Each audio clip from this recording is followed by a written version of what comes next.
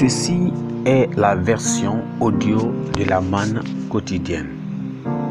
Elle a été soigneusement préparée pour nous aider à se préparer pour le ciel. Aujourd'hui, nous sommes mardi le 9 août 2022. Nous considérons le thème « La beauté de la providence divine ».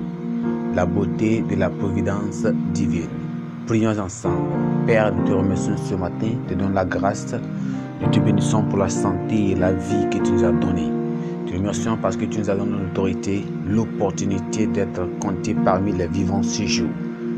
Alors Seigneur, nous voulons écouter de toi. Nous prions que Seigneur, tu donnes là le cœur d'assaisissement, le cœur d'entente et de pouvoir mettre en pratique tout ce que tu veux, Seigneur, que nous comprenions et nous mettons en pratique. Merci pour l'entente. Au nom de Jésus, nous avons prié. Aujourd'hui, nous considérons la beauté de la providence divine. Nous considérons notre texte dans le livre d'Exode, chapitre 1, jusqu'au verset 10. Lisons encore la Bible. L'Exode, chapitre 2, à partir du verset 1. L'homme de la maison de Lévi avait pris pour femme une fille de Lévi. Cette femme devint enceinte et enfanta un fils. Elle vit qu'il était beau et elle le cacha pendant 3 mois. Ne pouvant plus le cacher, elle prit une caisse de jonc qu'elle conduisit de bitume et de bois. Elle y mit l'enfant et le déposa parmi les rousseaux sur le bord du fleuve. La sœur de l'enfant se tient à quelque distance pour savoir ce qui lui arrivera. Alors, la fille de Pharaon descendit au fleuve pour se baigner, et ses compagnes se promenèrent le long du fleuve. Elle aperçut la caisse au milieu des rousseaux, et elle envoya sa servante pour la prendre. Elle l'ouvrit et vit l'enfant. C'était un petit garçon qui pleurait, et elle en eut pitié et elle dit, « C'est un enfant des Hébreux. » Alors la sœur de l'enfant dit à la fille de Pharaon, « Veux-tu que j'aille te chercher une nourrice parmi les femmes des Hébreux pour allaiter cet enfant ?» « Va, lui répond la fille de Pharaon. Et la jeune fille alla chercher la mère de l'enfant. La fille de Pharaon lui dit, « Emporte cet enfant et allaite-le moi. Je te donnerai ton salaire. » La femme prit l'enfant et l'allaita. Elle, quand il eut grandi, elle l'amena à la fille de Pharaon. Et il fit pour elle comme un fils. Et elle lui donna le nom de Moïse, car dit-elle, je l'ai retiré des eaux. Gloire à Dieu. Nous considérons notre verset clé qui est dans le verset 6 qui dit, elle l'ouvrit et vit l'enfant.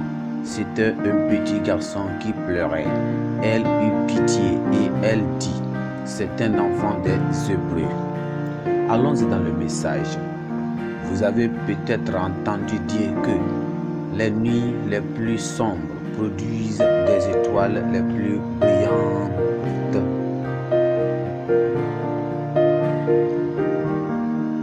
C'est une vérité évidente qui accompagne souvent la providence divine. Peut-être chacun autre cas de l'Istre mieux que celui de Moïse.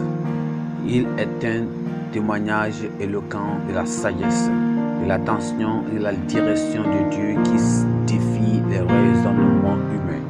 Il est né dans la nuit la plus sombre de l'expérience d'Israël en Égypte.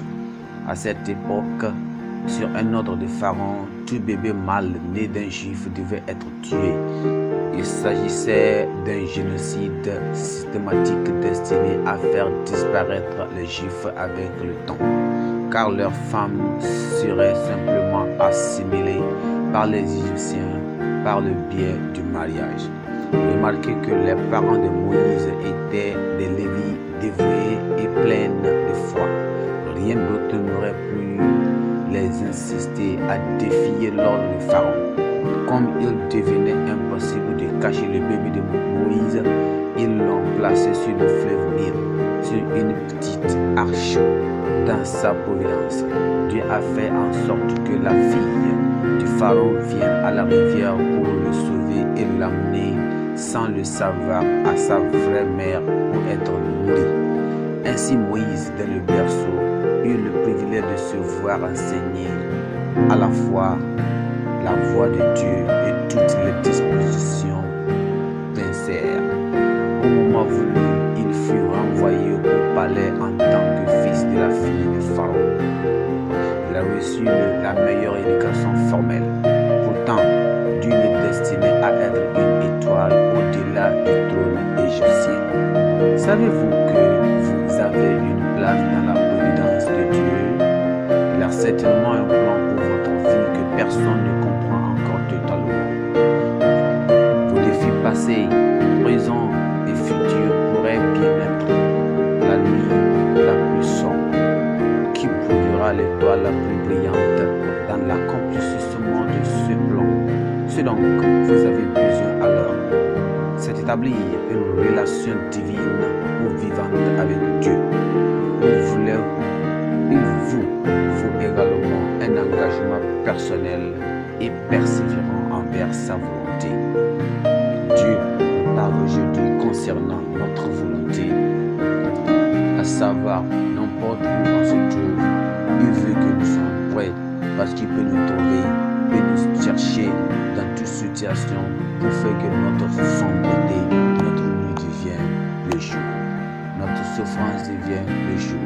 Il peut nous utiliser dans n'importe où pour pouvoir faire que nous puissions accomplir sa volonté. C'est la raison pour laquelle aujourd'hui Dieu nous dit que nous devons être dans le plan de Dieu. Et on ne doit pas s'éloigner loin de Dieu.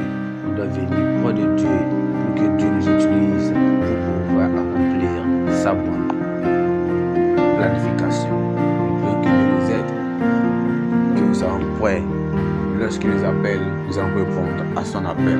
Que nous soyons un moment, une occasion de pouvoir prêcher la parole de Dieu n'importe où nous sommes. Nous remercions Dieu pour ceci. Notre pensée du jour aujourd'hui, c'est dit, si vous êtes dans le plan de Dieu, ne vous éloignez pas. Si vous êtes enfant de Dieu, ne vous éloignez pas. Soyez proche de Dieu pour qu'il puisse vous aider à accomplir son plan.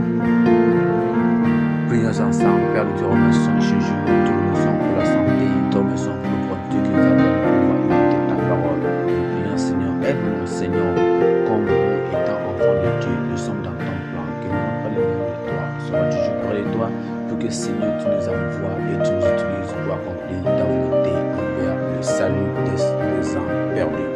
Merci parce que tu nous as exaucés. Au nom de Jésus, nous